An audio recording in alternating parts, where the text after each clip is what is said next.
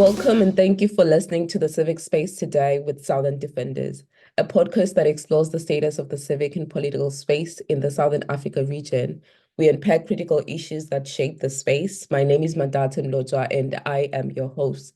Today is special, first because it is the first episode in 2024, and second because January 21 marks a year since the assassination of Thulani Maseko, a human rights defender and lawyer whose work impacted a lot of us.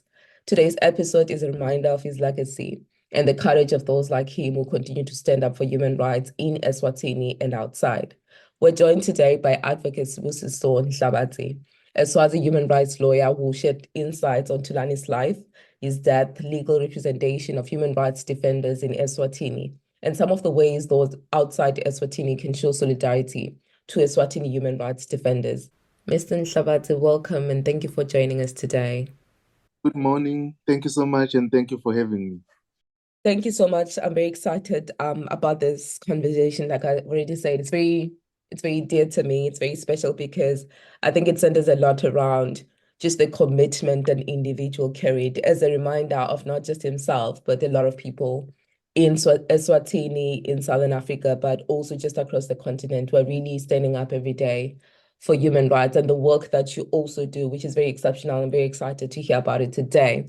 But normally when we start our episodes, we always start by trying to get a sense of who the guest is. And we love for our guests to really just define themselves. So who is advocate Sibusiso Nhlabatsi? Yes, Sibusiso Nhlabatsi is just a little man from the little kingdom of Swaziland, now called Eswatini.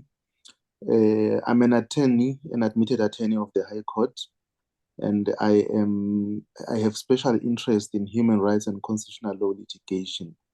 So my small footprints can be found in the space of human rights and constitutional law. Of course, I do as well as other cases in the other areas of law. I am also actively involved in the Swazi civic space in many aspects, and together with my late colleague, to whom this podcast in the main is dedicated to, we established an organization called the Institute for Democracy and Leadership, an organization that was part of the multi-stakeholders forum, which he was a chairperson of before he passed on. And recently, with another colleague, we've established an organization called Eswatini Litigation Center, where we try to help victims of the 2021 civil unrest massacre. So basically, that's who Sibusiso Nhlabatsi is. Thank you so much. I think it's very interesting that you started off by saying he's a little man, but I think just looking at the work that you've mentioned, the work that we're going to definitely talk about in today's episode, you can already see it's little people doing amazing work in the world and really impacting a lot of people. So thank you so much. As I already mentioned, that this weekend was particularly difficult for those that knew Thulani. So it marked a year since we lost him, but also a year where calls for justice have continued to rise from different people, places, and movement. Can you share briefly about Thulani Maseko's life and his work as a human rights activist? Mr. Maseko was a simple man. He came from the rural area in Swaziland called Galuhleko. It's in Punya, in the Manzini district. A very simple man with a calm demeanor, sociable, and very respectful, regardless of his seniority. He was very senior in the legal profession. He was deeply rooted in his community. You can also say he was a community leader, because at the time, where in the area that he was born, he was part of the Maseko Royal Kraal. The Masekos in the area that they are located, they are the leaders of that community. So the chief of that area comes from the Maseko clan, because they were the ones who settled first there. Even currently, when there is a dispute, he was the one helping his clan against the monarchy, who wanted to impose a certain chief or traditional authority in the area.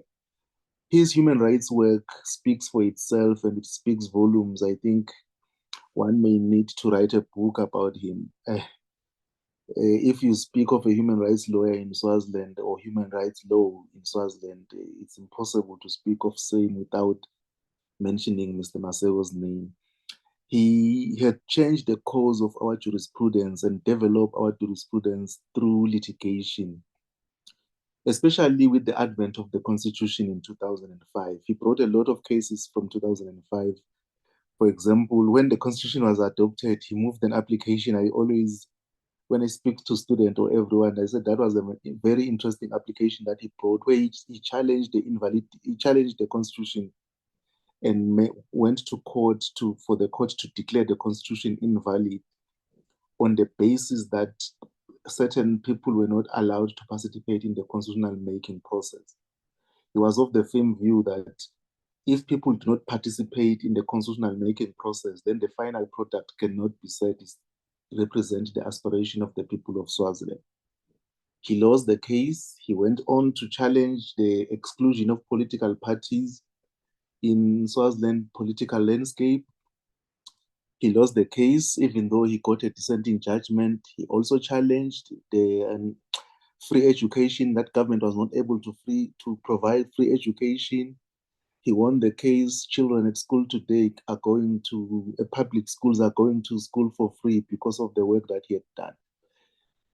There are so many number of cases. The recent one, which he was doing before he passed on, was challenging the king on the changing of the name, on the arbitrary changing of the name from Swaziland to Eswatini.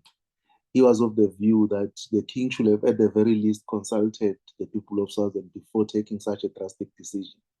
He has also contributed in his writings. He has written various articles. He has written chapters in books, and he has also made his own small footprint in the continent and globally, because he was awarded 2 awards some time back, I think in 2011, by the Center for Human Rights in the University of Pretoria and the Open Society Initiative in Southern Africa. He also participated in the Hubert Humphrey Fellowship at the Washington College of Law. At some point, he worked for the International Commission of Jurists, and he was active in the formation of the Southern Africa Human Rights Defenders Network. So he was a man, he is a simple man from just a village in Swaziland, but due to the utmost love he had for the people and the fact that he hated injustice, he was able to make a huge difference and impact, not only in his own community or in his own country, but in the Africa and in the world. This is beautiful. You know, when you've read so much about him, because I never got to meet him in person. But I think just listening to you and just outlining the different things he was doing, I think I love the fact that, first of all, we get to see just how dear he was to you, but also just the level of impact at different levels of society, not just Eswatini, but also outside. And I think it just still shows in the way that people continue to demand justice for him. And I think you were right to say that, you know, someone definitely must write a book about his life, because I think a central theme in his entire life was just the idea that human beings are people. It doesn't matter what they are, where they are, they need to have, you know, their human rights recognized and safeguarded. So I really want you to also just speak about, you know, the circumstances surrounding Thulani Maseko's assassination in 2023. It was Saturday, 21, if I recall well, yeah, it was Saturday, 21 January 2023. The king, or maybe let me start there. The king around 4 p.m. or towards 5 p.m. was dispersing the regiments, marking the end of the traditional activities. Because in Swaziland, around from the month of October to January, the king is in seclusion for cultural purposes or cultural rituals. There is an event that takes place in Swaziland at that time. It is called Ingwala. So the king does not make any public speeches. The public appearances that he does make are those when he is dancing for the Ingwala ceremony.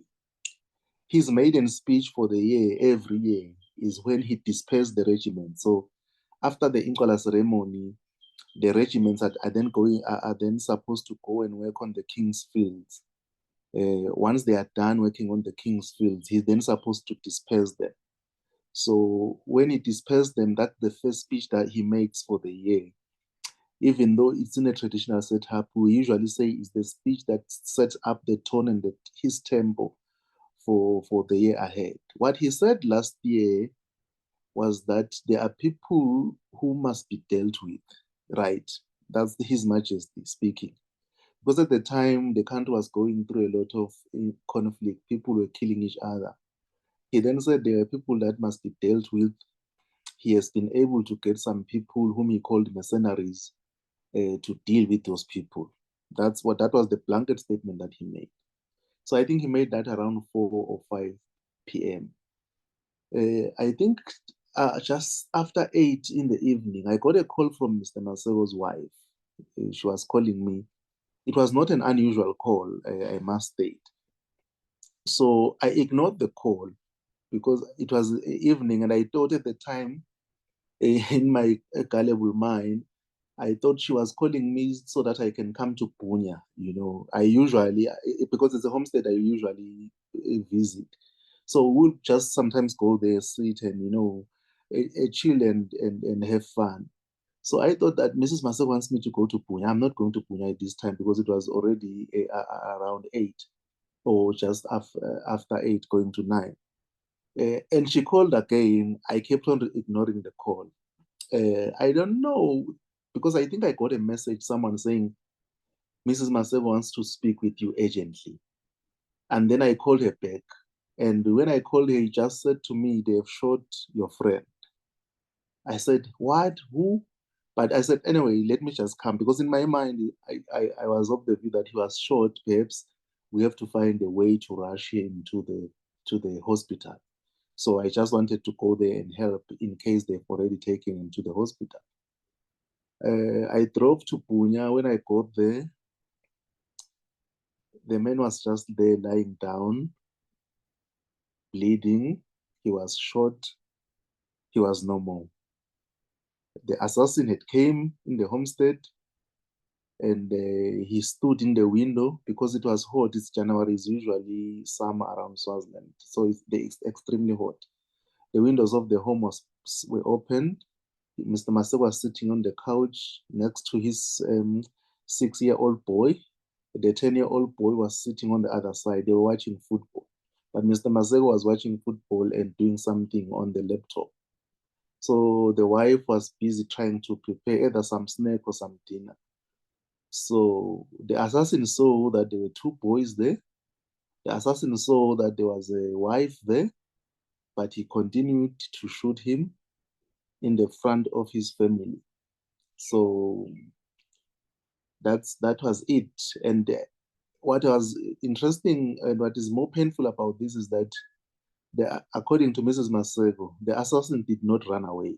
After he made the shot, he waited to see and to confirm that indeed he had killed the man. So you can tell from what I've just said that this was a well-planned assassination. And I'm convinced that this was not the first time this person went to the homestead. They've been surveilling the home, looking at their trend. And yeah, those are the circumstances that are around his assassination on the 21st of January, 2023. I can't imagine how it must have been, not just for his children, for his wife, and it really is overwhelming, but may his soul rest in peace. I was going to ask you what your relationship with him was, but I think you've done a good job of just laying out some of the ways that you work together. So maybe you might want to let us know what role you had to play from the time he passed away, you were called, and also as a legal representative, what has been your involvement in his case? We okay, perhaps maybe if I can just go back, that my relationship with him goes a long way back. I I usually say I owe being an attorney to him because I was never interested in practicing law. I remember I met him when I was still a student. I was doing my final year. fate made us meet. And he said, "Are you interested in coming to work with me when you finish your law degree?" I was like, "No, no, no, I'm not going to practice law. I want to work for the NGO sector." But he literally ensured that he called me every day, convincing me that I should come and work with him. So that's how the relationship started. And I think what solidifies our relationship is that uh, he was arrested in 2014, and I had to run the office on my own because he was not there. So when he came back, he was like, I thought that by the time I came out of jail, I will not find you here. So I think then it became a relationship of brotherhood more than just being colleagues. I got to know his family. I got to know his mother who passed on away on March 2021. Sorry, 2022. I got to know his family, his wife, and children. So after his assassination, we tried all to engage with the security class, especially the police, to speed up the process to ensure that the assassin is killed.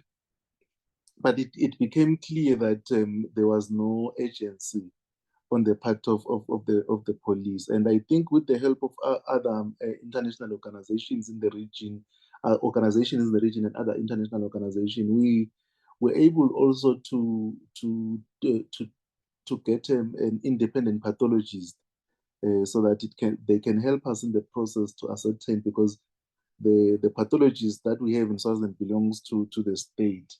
So an independent pathologist was able to be acquired, and he did his own investigation together, working together with the government pathologist.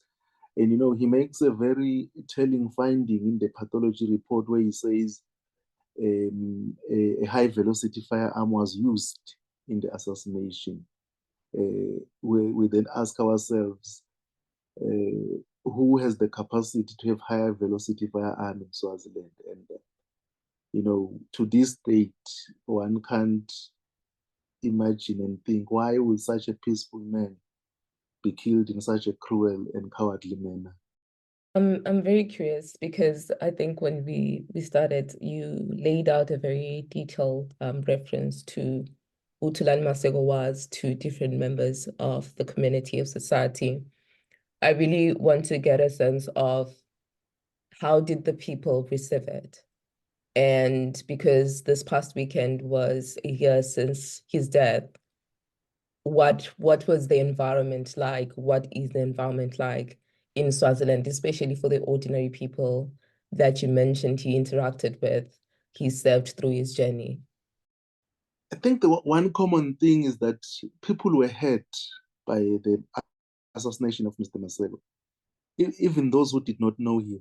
I remember I met one woman while we were still preparing for his funeral. And this woman said to me, she was a very old lady, I think it was in her 70s. She said to me, "I've never cried for a person I don't know like I have cried for the murder of Thulani."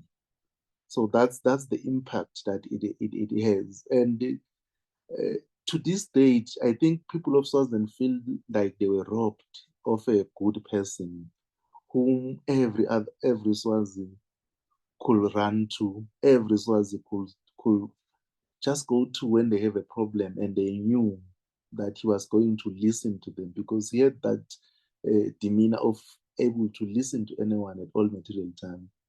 Even interestingly and ironically, even the people who work for the state, they always went to him for advice, even for their own legal problems. They will always go to him. So the situation still remains a mystery to all of us. And I must say that people are still shocked. There are more questions than answers pertaining or surrounding this issue. It's one issue that won't go away because people are still wondering what happened and why him, because to every Swazi, and I can say this with a straight face, he was known to be the man of peace as he was, and he has never at any given time called for violence. His call was simple. He was of the view that eventually the king will be convinced and realize that dialogue will be the solution for the problems that this country is facing.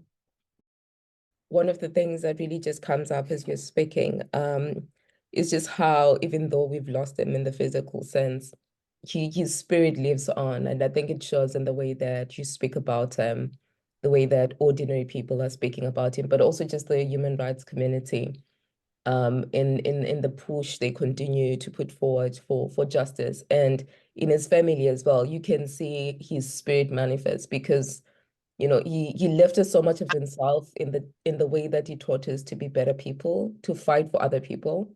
And I hope that it's something that we continue to learn from, because he's not just a representation of himself, but of all the people in different parts of Eswatini, of Southern Africa, of the continent, who are genuinely just standing up every day and using their gifts, their experience, and their commitment to people to just advocate for human rights.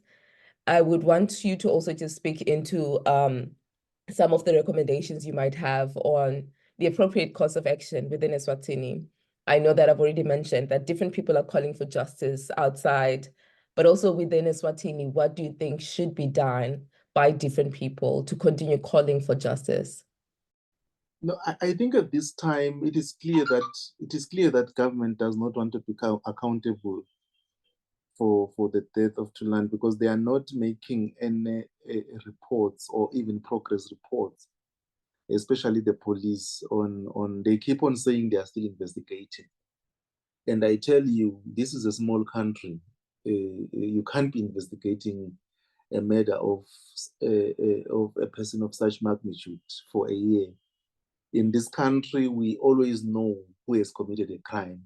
This is the first of its kind, that a person can just die and nothing happens. So what is required?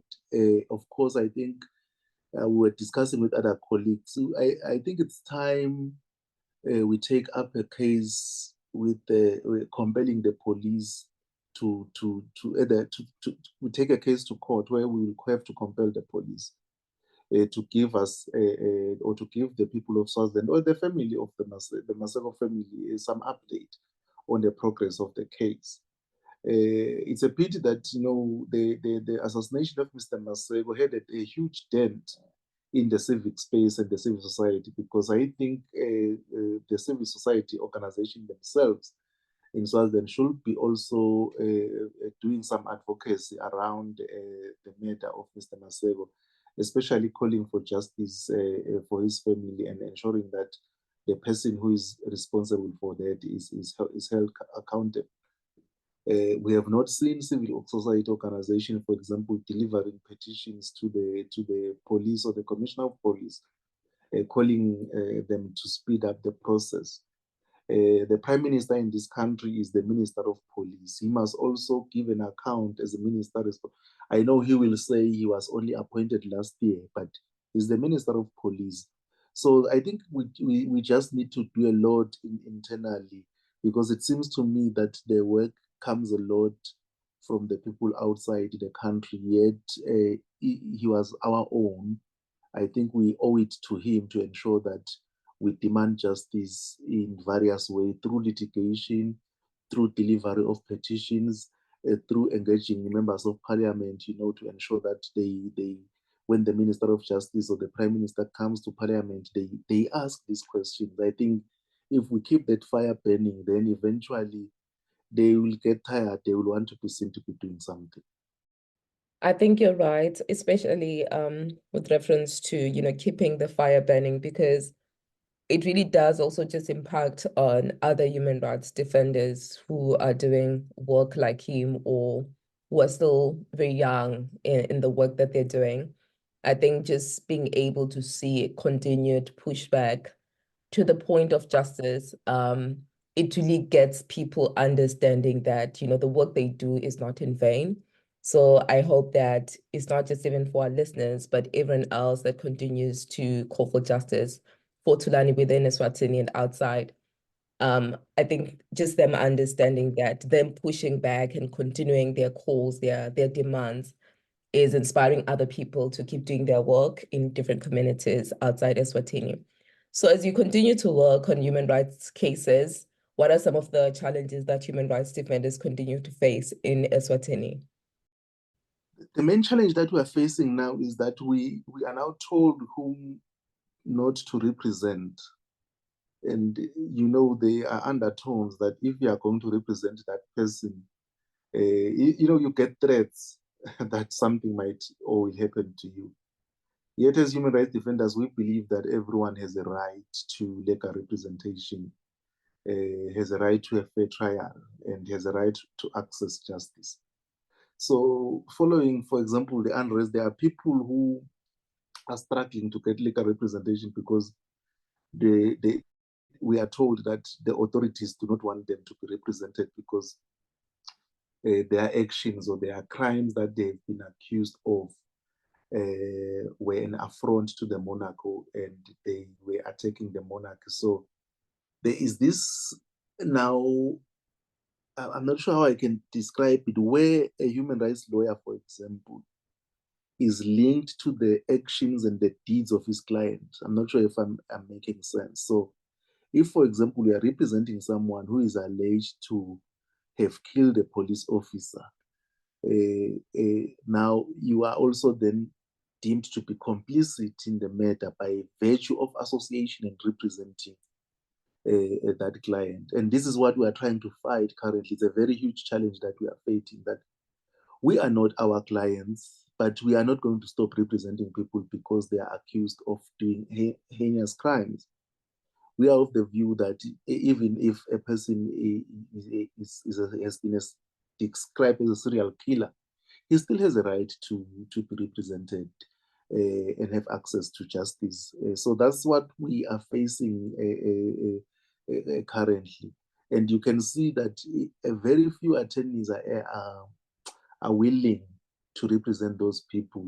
And those who are trying to represent them are frustrated and are getting threats at all material times. I think sometime last year, one of my colleagues brought this to the attention of the Law Society, and they tried to have audience with the commissioner, the then commissioner of police, who has now since passed away.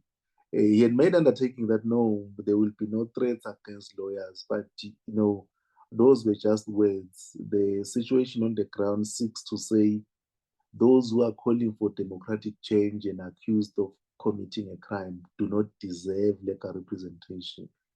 So that's the main challenge human rights defenders are facing currently in Swaziland, is that they are just being, there's a huge pushback and they are isolated. And I think the assassination of Mr. Maseko then was the last nail on the coffin, because people were like, if they can kill such a man, who am I to be spared? So I think it will take time for human rights defenders to get the courage again.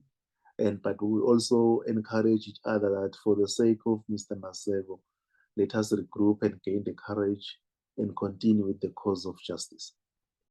That exactly was the point, especially with Thulani Maseko, to say the point they wanted to drive out was the idea that it doesn't matter who you are, we will touch you. And I think the idea of, 1 year later and no progress being made in the investigation again comes in to try and reinforce this idea of nothing will be done. And I think it comes back to all that you've been saying today, that there's need for continued pushback to ensure that if the current channels are failing, there needs to be alternatives that are used to push back and try to get progress on the case. I also wanted to just comment on the fact that there's this arrogance and this impunity, especially with people dictating who you can represent, and this idea of people being accused of crimes and the crimes not actually going to court to determine if those people are guilty of it, and just this idea of you cannot represent people. I think the question I had around that is around any type of external engagement that could potentially help. I know that we have regional bodies every time there are issues in Zimbabwe where we begin to see that it's almost beyond us. There's always a conversation of what is the SADC doing, what are regional continental bodies doing. have you seen, or is there any type of push that external bodies like the SADC can actually do, are doing, that are potentially going to help, especially in situations like this where you can't represent people because you're threatened as a litigator, for instance? No, you see, SADC, there's this saying that it's an old toothless dog that can bark but seldom bite. I think the reliance can be on regional organizations within the region, within the SADC region, not SADC as a body itself, because I think we are where we are in Swaziland. SADC is partly to blame because, for example, when the unrest occurred, they sent a delegation and then they had a mission that came to Swaziland. It had recommendations and terms of reference had been drawn for the dialogue. And the king had been told that no, as leaders of SADC, the leaders of SADC were concerned with the security situation at the time. And then they had said they need the country to go on dialogue so that they ensure stability in the region. The king was resistant to the dialogue, but one could see that SADC was really working towards having all the parties at the table. But it was not long, then the king himself was heard making a submission that the situation in Swaziland has now stabilized. There was no need for a dialogue. And the very painful thing is that he said that after the assassination of Mr. Maseko, and I remember the statement that he made, I'll never forget it. He said, we have dealt with the threat and the problem ourselves. And up until this day, I am still struggling in my mind that who was the threat and the problem? Was Mr. Maseko the threat and the problem that was dealt with? So the upshot of it is that SADC as a body, it has really failed the people of Swaziland. I'm not sure if, for example, in Zimbabwe, their intervention has worked. But I think the only reliance can be in like-minded organizations, maybe getting help from the defenders, your amnesties, all these organizations that seems to be able to come on board and help. The reliance of SADC for me, it's a no-no. I think it's actually a shared reflection across different African countries, where the question is always, where is the SADC in this? Where is the African Union? Because they exist, they have a mandate, but they seem to be absent in instances that matter. So I also wanted to ask, I think you mentioned earlier, one of the challenges that you are facing, especially as lawyers trying to represent people's cases. I wanted to also just ask in terms of the current environment and the push from your side to balance between the demand for legal representation for human rights, but also the availability of legal representatives. How is that balance looking in Eswatini? That's why we established the Eswatini Litigation Center. We realized during the unrest that there are many people that, because at the time, a lot of people were arrested. I think you have over thousands of people in prisons, and some were injured. They were in hospital. They needed some needed to sue the state. Some needed applications to access certain things. And we realized that lawyers were not forthcoming. So we started it by saying we called ourselves a legal response team, that if any lawyer is interested in trying to help, he must join a legal response team. We just created a group on social media. Very few lawyers joined. We had to go to people, headhunt them and say, look, we understand your fears, but we cannot let injustice occur. These people need our help. So we started seeing a few colleagues joining. The upshot of it is that the human rights work in Swaziland is not attracting people as much as it should. It is in the main because people fear the repercussions of being a human rights lawyer. The tech, it doesn't stop with the security issue alone. You have to face judges, and tomorrow you may be appearing for a human rights matter. The following day, it's a simple case for divorce. I'm making an example, but because the judges a gripe against you because you are a human rights lawyer, we have that tag. You run a risk of losing almost all your cases, and that's the reality that we live in. That as soon as they see your face, that's, oh, this is Busiso. Even if it's a simple matter, they will say there must be trouble somewhere. We must find something or somehow that we are able to dismiss him and dismiss the application. And then you even lose clients because people don't want to come to you because you are not winning cases, not because you are not capable, just because you are associated with doing human rights work. So that is what is discouraging people to join the human rights space and be seen to be working with us. But we are slowly developing an idea of trying to tap in the student body, for example, the students that are studying law, ensuring that, for example, at law school, they gain interest in human rights so that by the time they graduate, it is easy to then import them and put them in the human rights space than trying to deal with the lawyers that are already in practice, because we have seen, it is evident that they are not willing to come through because reasonably so they fear the repercussions of being a human rights lawyer. I love the fact that you are including young people because one of the questions we're always asking is, what is our role? What is our place? Where do we fit in?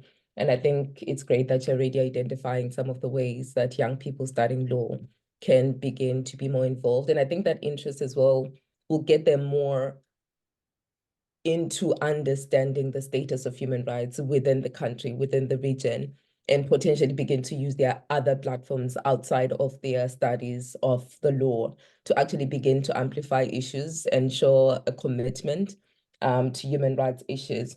So, I mean, we could continue to have this conversation. There's clearly so much to learn from you, from your work, from your journey, but also from the life of Thulani Maseko. So I wanted to ask in closing, maybe, how do you think that Thulani Maseko would want to be remembered by those that knew him and by also those that start to know him from what we're sharing about him, what they're saying in different places and platforms about his life? He will always, and I think this is I hope this is how you will want to be remembered. He will always point out to an injustice. He will point out at any injustice. He never stood for an injustice. He never subjected himself to an injustice. And he never allowed anyone else to be subjected to any form of injustice. If he saw it, if he have heard about it, he will always point it out and take steps to ensure that that is rectified. Thank you so much, Mr. Nhlabatsi, for this. I think it's a very powerful way to end our conversation, a reminder that injustice must be called out. And I think it also just calls all of us to actually take responsibility, because it's not just injustice against yourself, but it's also injustice generally against other people. So thank you so much, not just for this powerful closing, but for also helping us begin to understand and know Thulani Maseko at a personal level, but also in the work that he's doing. Also, just thank you for the work that you do. I think a lot of it, continues to amplify his spirit, not because you are Thulani in any way in his shadow, but I think just saying you and the work that you're doing, it just speaks into the people around him. It speaks into the spirit of those that genuinely care about human rights. Also just paying strength for you as you continue to do it. And also that more people, not just in Swaziland, but also outside, continue to support the work that you're doing so that you continue to positively impact people and also just provide strength and encouragement for the human rights community, not just in Swaziland, but also just outside.